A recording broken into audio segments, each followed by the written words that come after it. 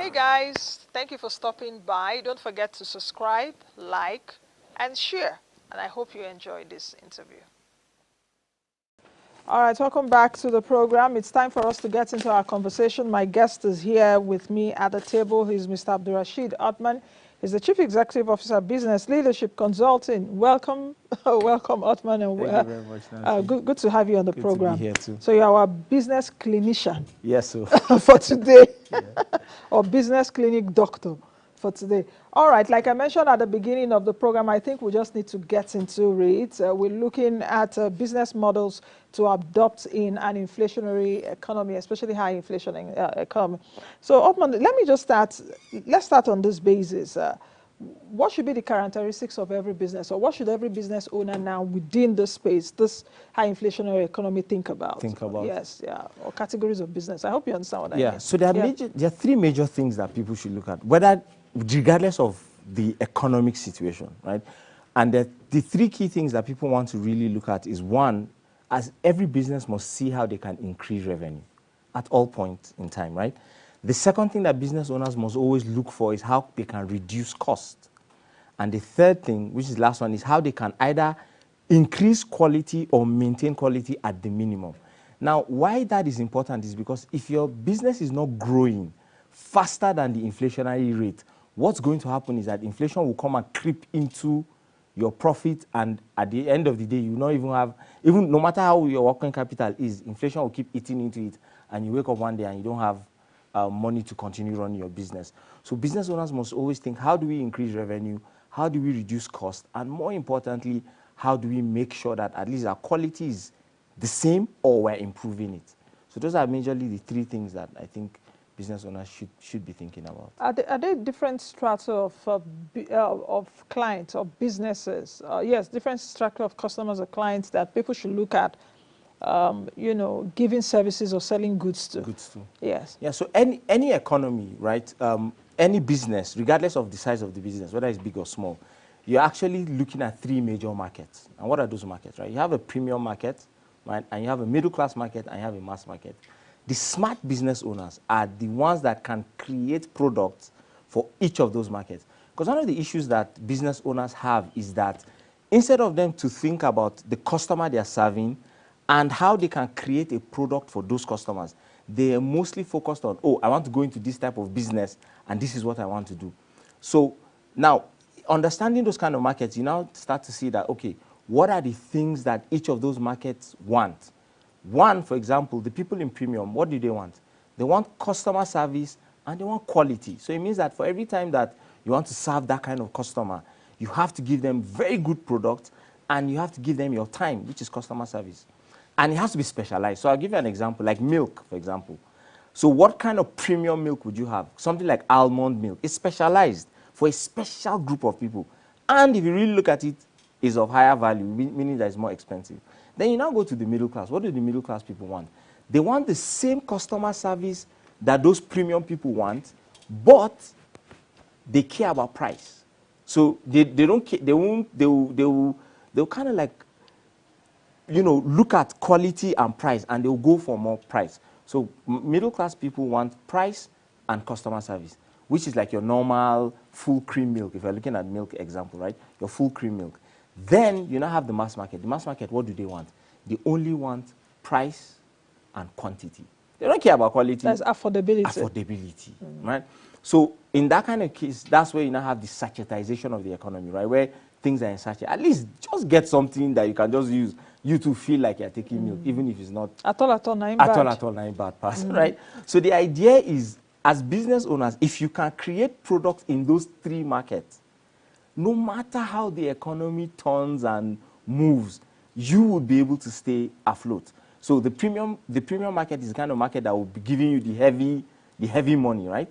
While the mass market is your daily income. And if you're able to combine those three products, create products in those three categories, I'm sure that every business will be able to survive. Can a business owner create products around those three categories at the same time? At the same time, yes. Yes, can you? Yes. Really? So I'll give you two examples. I'll give you a product and I'll give you a service. So let me start with the product. So a product, let's say cake, right? So what kind of product can a cake baker create in the premium market? Customer service, quality. something like a wedding, right? It's 3-tier, 4-tier wedding cake, really big. You can charge as much as you want. I mean, there are cakes for like $1 million, $2 million, right? There are people that pay for that. So that's the premium. The same cake baker can create a middle-class product. What is the middle-class product? Your 7-inch cakes, your 9-inch cakes, those kind of normal ones, right? And those are like things that people buy maybe every week or that kind of thing. And then lastly is your premium market, which is your mass market, which is something cheap and cheerful, like your cake slices. So you see, one business has created 3 products in the same industry. Now let's come to service, for example. So I'll look at, in terms of service, let me look at like consulting or coaching, right? Now, what premium product can a coach create or a consultant? One-on-one services, meaning that, look, if you want to spend time with me one-on-one, this is the amount you are going to pay. It's going to be high priced, and I'm going to give you as much of my time as possible, right? Then we now come to middle class. So there are some people that might not be able to pay for your one-on-one coaching or consulting or classes. What do? You bundle them, you put them in a group and say, okay, if I want to charge ₦1 million an hour, if you can't afford to pay me #1 million an hour, what do? I get 10 people, 100,000. That's a middle class product. Then a mass market product, what can I do? I can write a book, I can create an online course, cheap and cheerful, 10,000, exactly. So what then happens is, as a business, regardless of how the economy moves, you are generating income. I'll tell you a personal example. So in my business, we have those 3 products. And recently, I had a retreat with my team, and I told them, guys, the economy is turning. We're not having people pay for our premium and middle-class product as much as possible. What do we need to do? We need to push out our mass market products as much as possible. And guess what has happened? From the time we finished that retreat and we kind of put it out in the market, there was an uptake of that. Because people want those information, but they don't have the money to pay the big prices. So you can chunk it down into bite sizes. It's the same thing with the cake vendor. I want to eat cake. I don't want to buy a whole 10-inch cake. So if you give me a cake slice, I would also buy from you as well. Buy from you. For the mass market would also be just put some small cakes in different supermarkets exactly. or all the streets, all the kiosks on your street. On your street and all of that. Okay. I guess we'll take a break for a few seconds because we have people already in the room. So when we come back, they'll be asking their questions in a bit, and I'll be asking all the questions, because what you also did address a bit is the cyclical and non-cyclical markets or industries. So let's quickly take a break. If you also want to be part of the show, let me put it that way. There's a WhatsApp number on the screen so you can send your comments, but we already have people, our virtual audience here, so we'll be coming to them after the break. Do stay with us. We'll be right back. We can do it. We can build our country for the sake of the millions of the people. Delivery, yes, we must achieve it.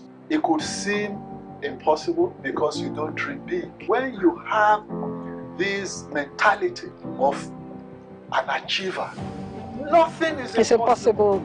So don't take on too much commercial or private debt so you can service. Any country, if you can service, if you're generating enough revenue from investing that money, fine. But if you're not, you have to be extremely careful because debt relief is not easy. Hard decisions have been taken and they are required to help us because the central bank can't do it on its own. It has to work very closely with the fiscal side. One without the other is like, that famous adage of clapping with one hand. It won't go anywhere. The last thing central banks want is the financial system, the tail of the dog, to start wagging the body of the dog, which is the economy itself. They don't want a feedback loop from bad finance to bad economics. This is Moneyline with Nancy, and I am Nancy Nnaji, where I consistently give you a dose of finance, economy, markets, as well as investment information.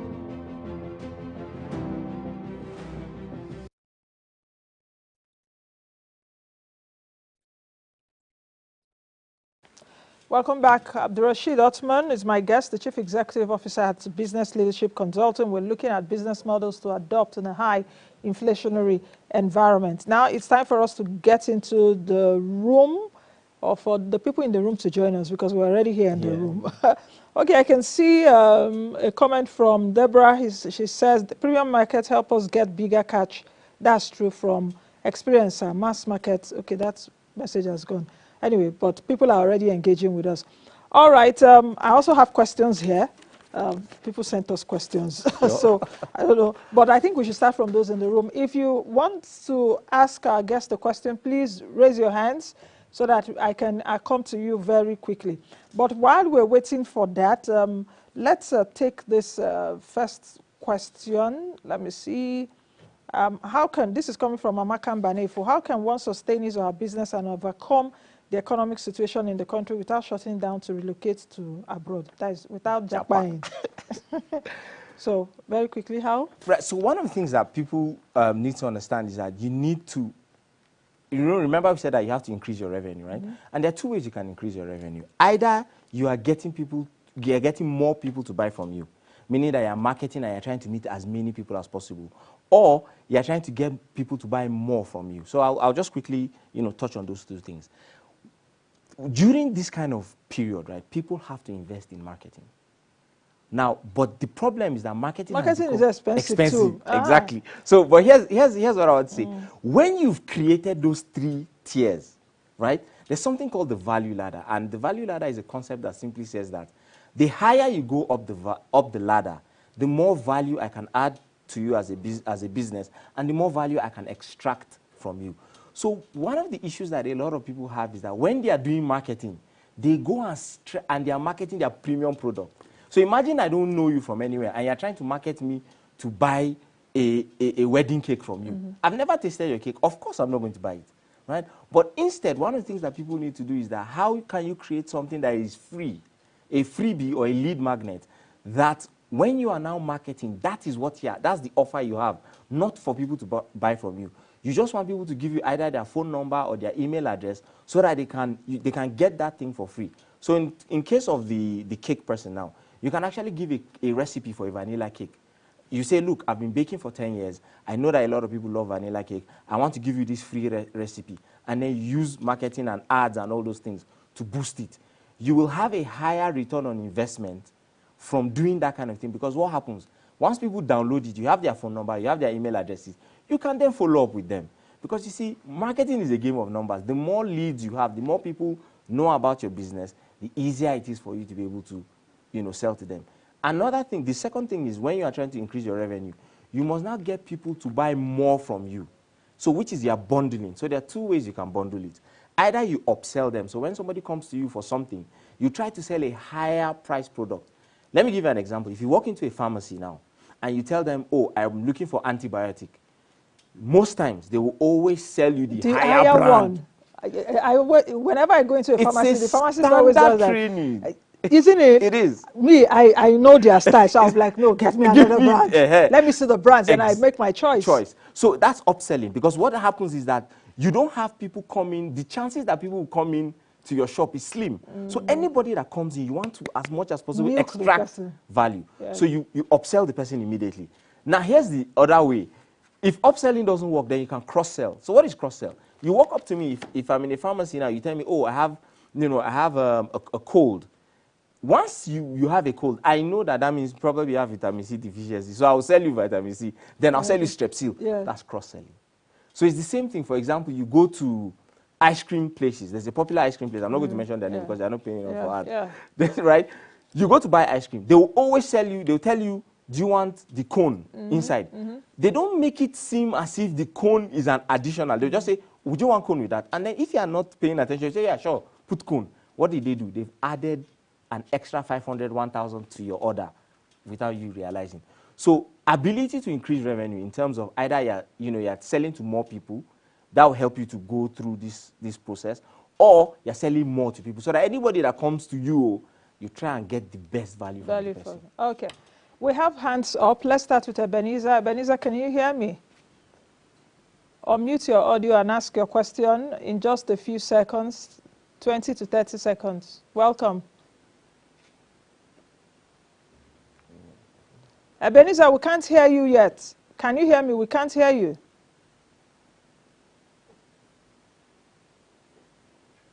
Okay, Okay, we can hear you now. Go ahead.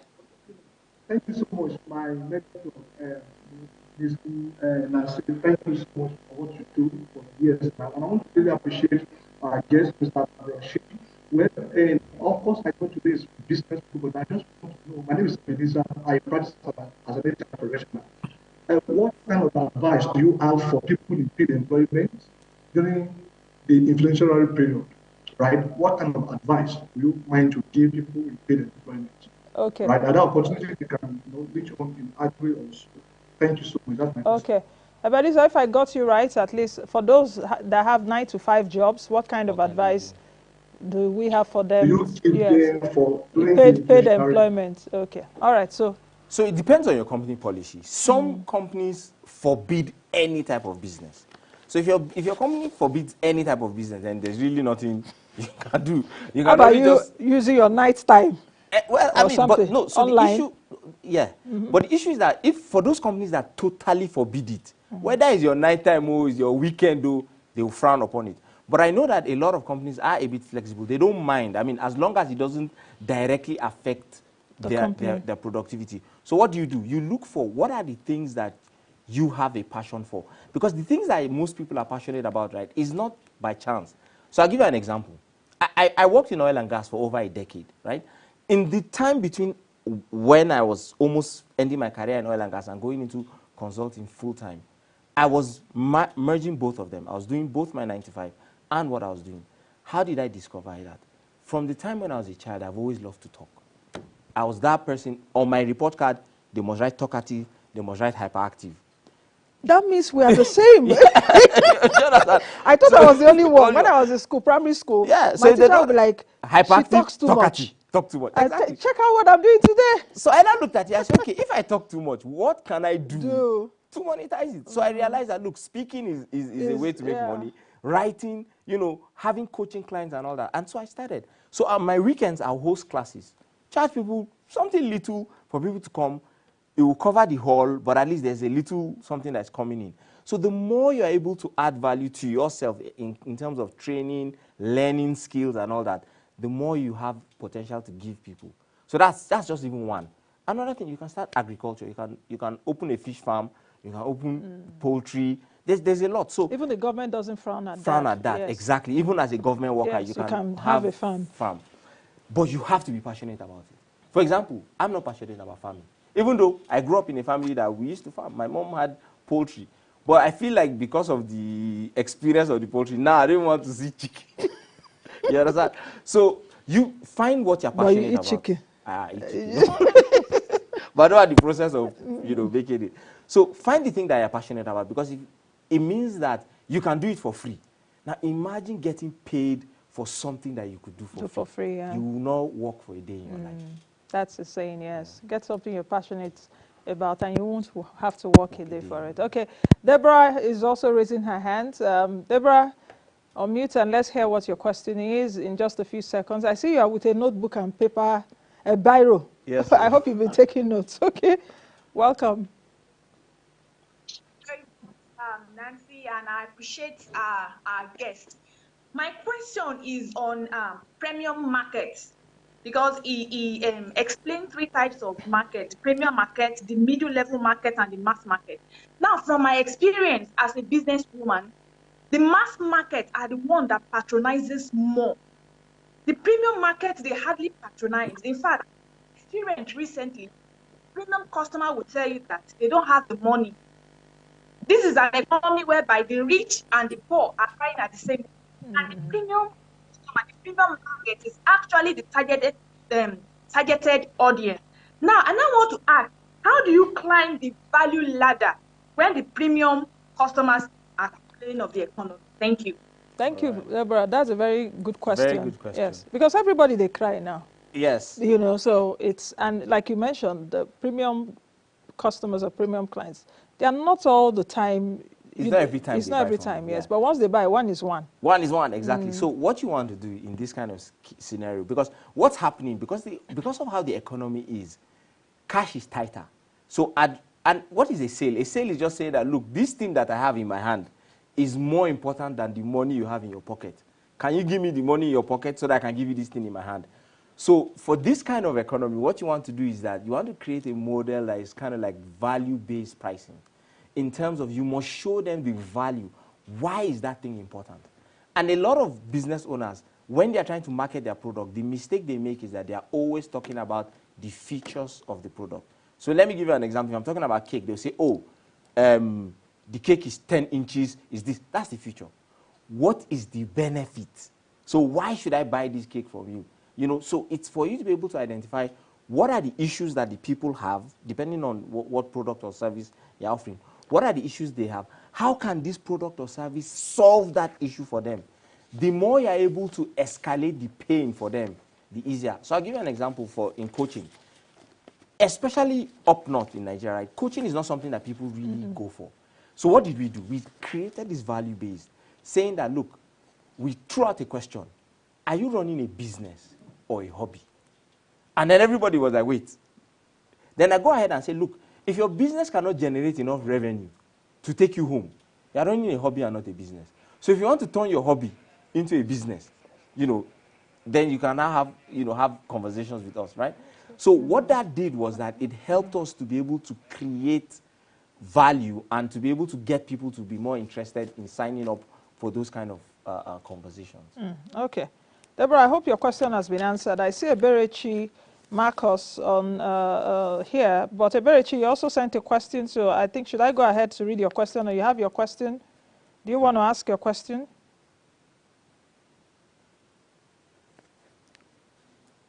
Eberechi, okay, let me ask his question because he also sent it. An economy where emerging entrepreneurs can afford the cost of capacity building workshops and large corporations are also not willing as part of their CSR to provide funding for such workshops. What strategies or models can be used to attract CSR funding for creating such opportunities? That's a question from Eberechi. Yes. Okay. So there are two ways that you can actually do that. The first one is, because you know the workshop that you're doing, right? You need to be able to market that workshop more, that kind of like attracts those people.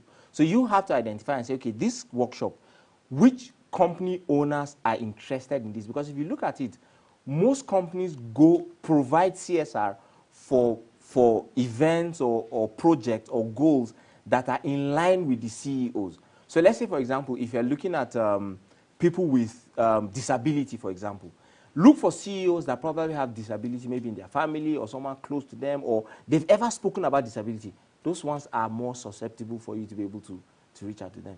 The second one is you now have to show proof of concept. You have to do the work. You can't come without doing any workshop and say, I need you to sponsor me to do workshop. So you can say, look, we've done 10 workshops and we've been able to train 1,000 people. We want to scale it. This is where we need partnership from you. And then what's in it for them, right? You have to be able to prove to them that, look, by partnering with you, there's something that they stand to gain. Because whether we like it or not, whether it's CSR or non-profit, everybody has an agenda. So there has to be something in it for them to be able to partner with you. So if you're able to do those two things, either speak directly to them or be able to show them how them supporting you will be of benefit to them, then you'll be able to see more growth in the workshops. Wealth Prince is asking, how can I make my business stand out from others in the industry? He didn't send the industry, so I don't know. Yeah. Perhaps. But regardless of the industry, right, one of the ways that you can do is, because it's with marketing. Honest truth, with marketing, with effective marketing, with emotional triggering marketing, you'll be able to stand out, which is so you. And how do you do that? First of all, you have to identify who is your ideal customer, right? Then what is the pain that ideal customer is going through? Then how can you now show them that, look, this problem that you are going through, my business is the best business to solve it for you. And then how can you now increase your channel of distribution in terms of, because some people, if you look at it, the only way that they market their business is on Instagram. So are you on Instagram? Are you on TikTok? Are you on YouTube? There's so many channels. Are you doing email marketing? Are you doing billboards? Are you doing, newspaper, TV, those kind of things? The more you're able to do it, the more people will get to know you. And once they know you, it increases your business. Because, you see, it's not the best product that wins. It is the best known product. And if your product is good, you owe your customers a moral obligation to make sure that they get to know about your business. It's not the best product that wins. It's the best known product. Yes. Okay. So how can managers respond in this high inflationary environment? Because you have like, okay, how can managers read your businesses now? I'll respond. That's one. The second question is, you've talked about, you've looked at also how to retain customers and all of that. So I wouldn't want to go into that. But I would like us to take a look at pricing models. How can business owners adapt to price changes, especially where you have production costs going up. You go to the market now, it's a different price. You go back, yes. So one of the ways that you can do it is actually having like a dynamic pricing model in terms of, so you have to, a lot of reasons, the reason why a lot of people don't like to price properly is that they are afraid that, look, if I price at a particular price, I'm going to drive my customers away. But what you don't realize is that if you are able to show the value of what you have, regardless of the price change, everybody knows what's happening in the economy. So it's better for you to just identify and say, okay, this is the price we are going to, stay there, right? Even if it's way above what the market is, that extra that you're making, you can use it in marketing, in convincing people to come and buy from you. But then secondly, the dynamic pricing that I'm talking about, a lot of business owners, when people come to them and say, let's use cake, I want to buy cake, do you know the first thing they'll do? Take 10-inch. But dynamic pricing knows that, look, you have 3 types of customers that you can deal with. So first of all, ask the person, what's this cake for? If the person tells you that it's cake for their 10-year wedding anniversary, you'll be like, oh, wow, that means you won't be 10 years in your wedding again. So it's something special. Will you sell them your normal cake? No, you will go for the higher one. So that's what dynamic pricing does for you. When you ask your customer, know what they want. Based on that, then you can now add value. So I'll give you an example. Instead of just saying, buy cake, they say, okay, look, we have a package, the anniversary package. You buy the cake, we'll do confetti, we'll do trumpet, we'll deliver it, we'll sing, we'll do video. If the cake is 50,000, this entire package is 100,000. Is that a bouquet? It's a bouquet of programs, right? So what now happens is that you're only using 50,000 to deliver, or maybe 10,000 extra for the other things. But you see, you've been able to make more profit just because you've tied into something emotional. Because at the end of the day, human beings, regardless of the economy, are human beings. And human beings buy based on emotions. Then after, they'll justify based on reason. That's why we have buyer's remorse. You buy a shoe now, and then you go back home and be like, who said that you buy it? Exactly. Yeah. Do I really need the shoe? Okay, I see that. Okay, how about the question on how would managers respond? You've not responded. Yeah, so for managers, how do you respond in this kind of economy? One is to make sure that you are satisfying your customers. And one of the best ways to satisfy customers is by creating a community. Every business should have a community. And you can have different types of platforms for your community. You can have a WhatsApp community. You can have an email community. You can actually have like a physical community where you are serving your customers. Because at the end of the day, when all these things keep happening, the businesses will remember, the customers will remember the businesses that stuck by them, that were able to provide extra service for them. So creating that community can help you because you can keep selling into that community and you can get feedback from them. And then in terms of staff, you might not be able to increase your staff salary now, but what you can do is that you can understand what is of value to them. Sometimes it's not even about money. Can you cut down their working time so that you're paying them the same salary, but they're not working as much? And then you're also trying to bring them closer. This is the point where managers will show the vision of the company, where they say, listen, this is where we're going to. Forget what's happening now. We have a vision, and you have a place in that vision. Okay. Ishaku Baba is on and Dozie is on. So Ishaku, unmute yourself and ask your question in 20 seconds. Same with Dozie. Then after those questions, I think we'll come to the end of the show. Very quickly, Ishaku. Thank you, Nancy, and our esteemed guest. My name is Ishaku Baba. I'm a digital marketer with over 7 years of experience in blogging, content creation, and marketing. And I'm also the Senior Special Assistant to the former Governor of Niger State.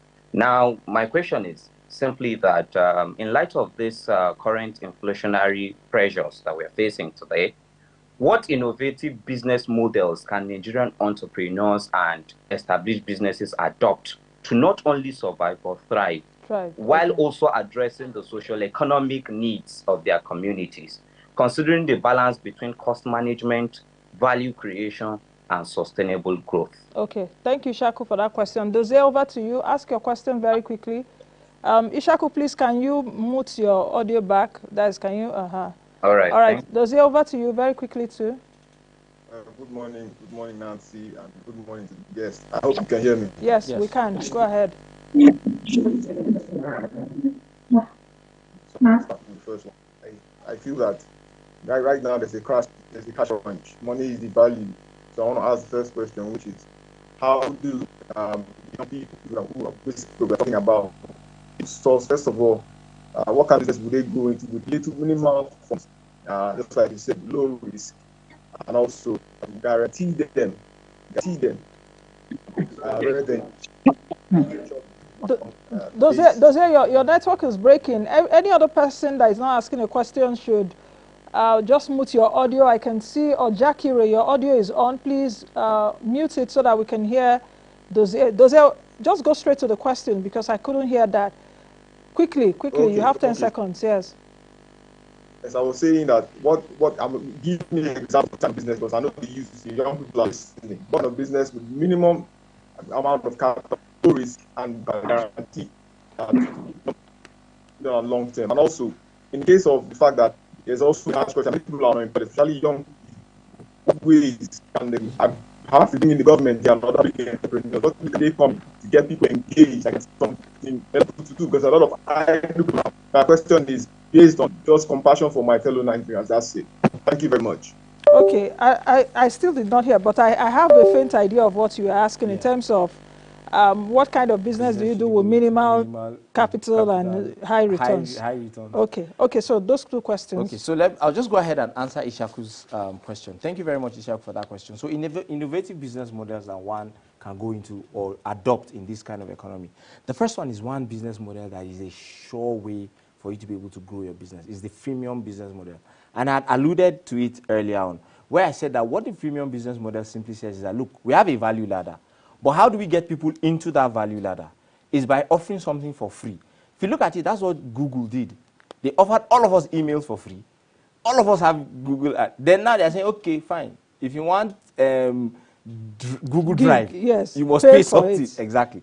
It's the same thing. So what kind of, so for him, like there's a digital marketer, what can you offer for free? Can offer free templates, free calls, something to get people in, because everybody will rush for something that is free. Yeah. And then the more people come into you, then you can now weed them and take them up the value ladder. Okay, Dozie's question, we'll have to go now. So Dozie's question simply is, honestly, is a paradox. So you can't have a guaranteed return with low risk and low investment. But what I'll say is that look for the things that are confirmed. Human beings have three needs. One, can you help people make more money? Can you help them make more money? Then you can invest in something that helps them make more money. People want connection. We're social human beings. Can you invest in something that makes people connect with each other, right? And then lastly, people want to live longer in terms of medicine. So what can you do? Either fitness, medicine, food. Those three things, those are economies. And then if you can create a product or a service that is a merger of one or two of them or all three of them, then you're off to the Okay, races. I'm being tempted to say that we may have a part 2 of this, but Othman will look at this later. Yeah. Thank you to all of you that have been in the room with us. I hope you enjoyed this month's business clinic. If you did, raise your hands up, and if you say perhaps we should have a part 2, then we'll have a part 2. Yes, I'm seeing your hands. So thank you very much for being part of the show. Thank you very much, Othman, Thank you very much. for being on the show today. That's the much we can take on today's edition of the program. And this month's business clinic, we've been looking at business models to adopt in a high inflationary environment. It's not all the time I'll just be telling you, government do this, government no do that. This segment is about, improving you and your business. All right, Nancy, Naji, be the best you can be and be the change that you want to see. Bye for now. Thank you for watching. In case this is your first time watching us, thank you. Don't forget to subscribe to the channel, drop your comments as well as like, and most of all, share our content.